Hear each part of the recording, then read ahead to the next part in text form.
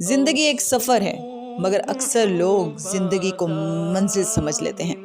آج کی آیت کا ترجمہ شروع کرتے ہیں۔ پناہ مانگتی ہوں اللہ کی شیطان مردود سے۔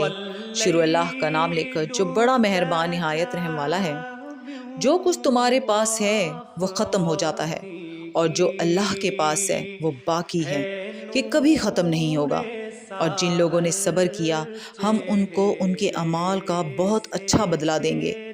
جو شخص نیک اعمال کرے گا، مرد ہو یا عورت، اور وہ مومن بھی ہوگا، تو ہم اس کو دنیا میں پاک اور آرام کی زندگی سے زندہ رکھیں گے، اور آخرت میں ان کے اعمال کا نہایت اچھا صلہ دیں گے۔ اور جب تم قرآن پڑھنے لگو تو شیطان مردود سے اللہ کی پناہ مانگ لیا کرو کہ جو مومن ہیں اور اپنے پروردگار پر بھروسہ رکھتے ہیں ان پر اس کا کچھ زور نہیں چلتا۔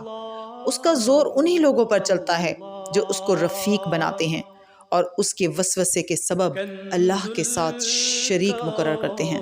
صدق اللہ العظیم۔